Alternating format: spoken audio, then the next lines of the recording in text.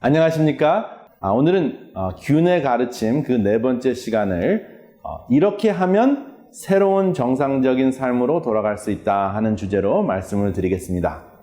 일상으로 돌아가려면 필요한 것이 있습니다. 두 가지인데요. 첫 번째는 검사고 백신입니다. 그래서 검사를 해서 정확한 지금 현실을 파악을 하고 그리고 백신을 통해서 박테리아나 바이러스를 싸울 수 있는 능력을 키우는 것인데 이번 기회에는 코로나 바이러스이기 때문에 바이러스 백신이 지금 개발되고 있는 상황입니다.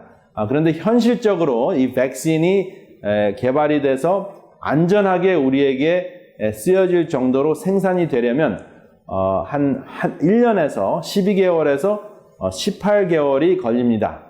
그렇기 때문에 그 전에 우리가 일상으로 돌아갈 수 있는 여러 가지 대책들을 여러분들과 함께 나눠보고자 합니다.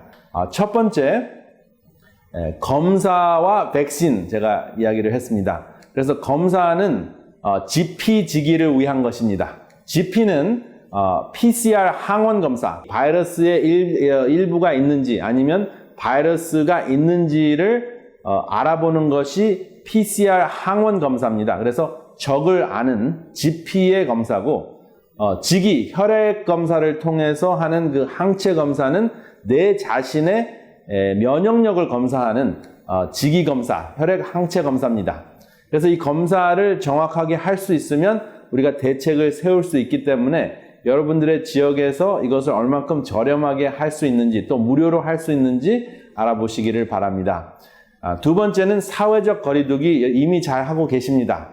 서로를 보호하기 위해서 사회적 거리두기가 굉장히 중요하고 세 번째는 좀 더 넓은 차원에서 근본적인 예방 차원에서 안전한 거리두기를 여러분들에게 소개하고자 합니다. 사회적 거리두기는 6피트나 2m 정도의 그 물리적인 거리두기를 이야기하는 것이고 안전한 거리두기는 좀 더 큰 포괄적인 개념으로 생태계와의 안전한 거리두기와 그리고 나의 생활에서 나의 그 바쁜 생활과의 그 안전한 거리두기를 여러분들과 이야기를 나누겠습니다. 지기에서 GP, 적을 알기 위해서 항원 검사를 면봉을 코 속에 깊이 집어넣어서 검사를 합니다. 바이러스가 존재하는지 코를 통해서 호흡기를 통해서 검사할 수가 있습니다.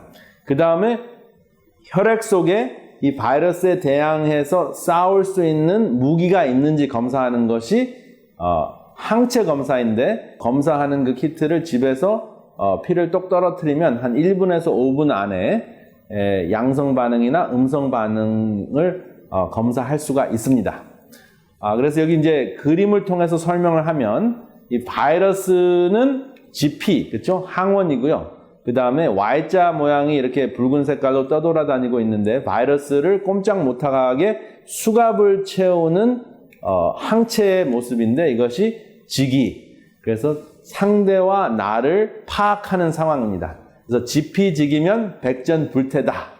상대를 알고 적을 알고 나의 상황을 알면 어떠한 전쟁을 치르더라도 100번을 싸우더라도 불안하지 않다. 위태롭지 않다. 하는 그것이 이번 상황에 딱 적용이 됩니다. 그래서 이것이 가장 중요한 상황인데 여러분들 지역에서 여러분들 카운티나 도시나 또 특별한 그 봉사센터나 클리닉에서 무료로 이 검사를 할 수 있는 곳도 있고 또 아주 저렴하게 대량으로 검사할 수 있는 방법이 있습니다. 그래서 이 검사를 획득하는 것이 새로운 정상생활에 여러분들이 다시 참여하는데 아주 중요한 역할을 하는 것입니다. 그래서 일상으로 돌아가려면 필요한 것이 말씀드린 대로 검사와 백신이 있는데 코로 검사하는 것이 무엇이라 그랬죠? 항원 검사, PCR 검사입니다. 그리고 두 번째, 혈액으로 검사하는 것은 항체 검사인데요. 항체가 두 가지가 있습니다. IgM이라는 것이 있고 IgG라는 것이 있습니다. 두 가지 몸속에서 만들어지는 무기죠.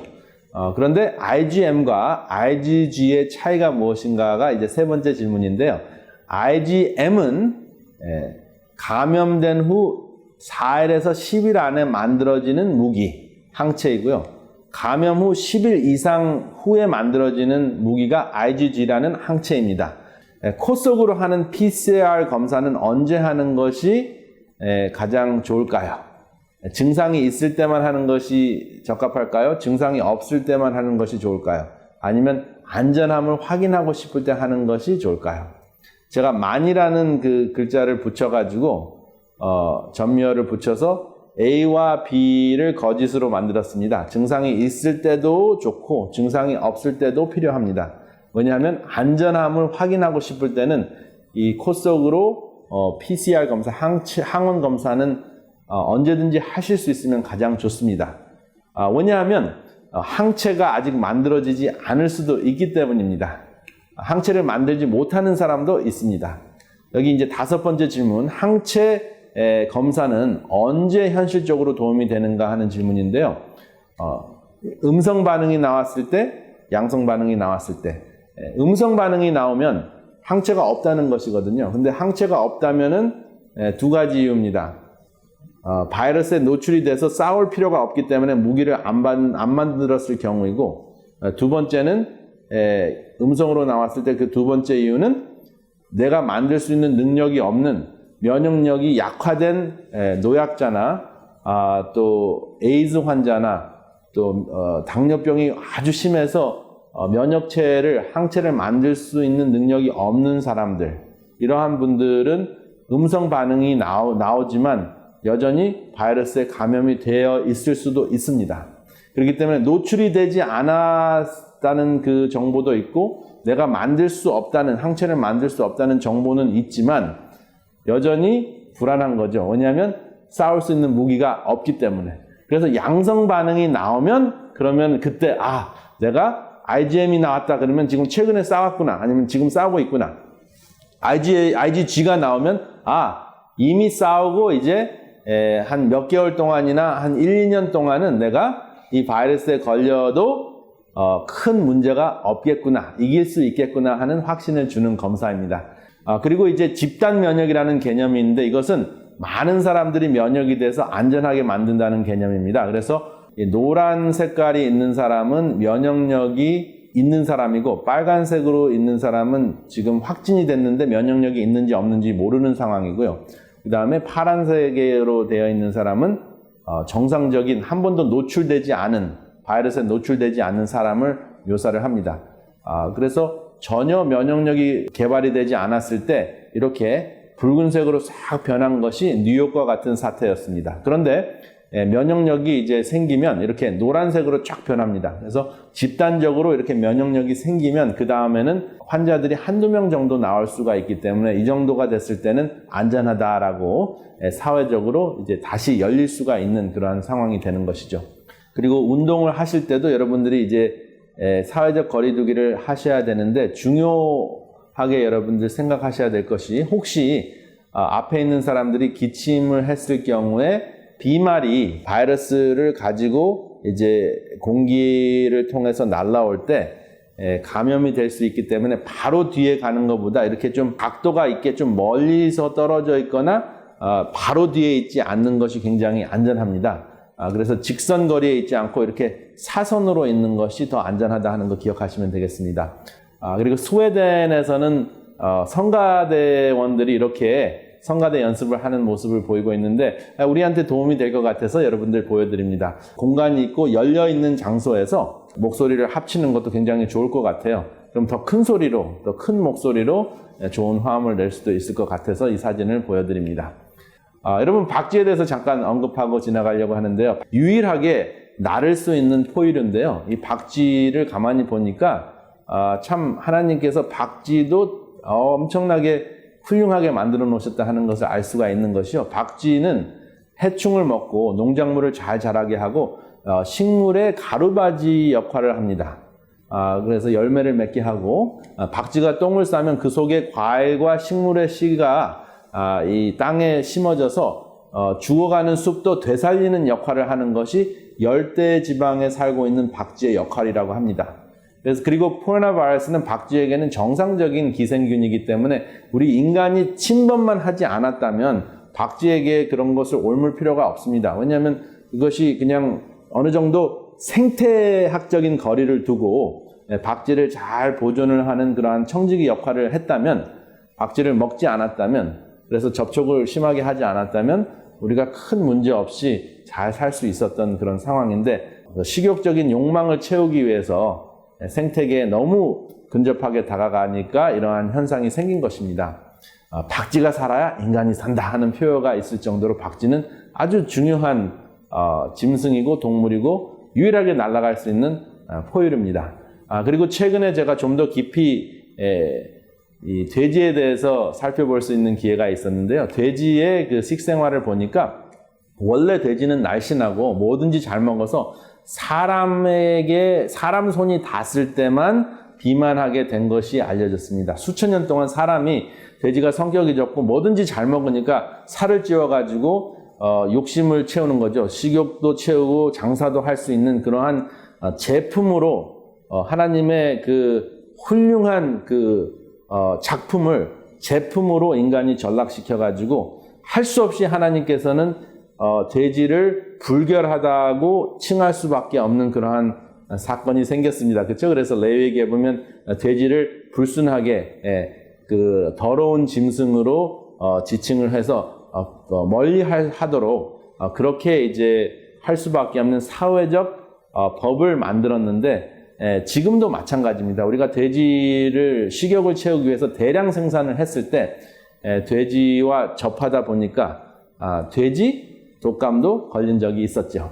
그런데 돼지는 잎새나 뿌리나 과일이나 꽃이나 곤충이나 물고기나 옥수수나 메주콩을 먹고 나이가 들면 3갤론에서 5갤론이나 되는 물을 먹는 아주 건강 생활을 잘하는 균형진 채식을 선호하는 동물인데, 우리가 더러운 잡식 동물로 전락시켰다 하는 것입니다. 그래서 하나님께서 만들어 놓은 모든 생명체, 돼지를 포함해서도 아주 훌륭하게 좋은 기능을 주었는데 인간이 전락시켰다 하는 것을 기억하시길 바랍니다.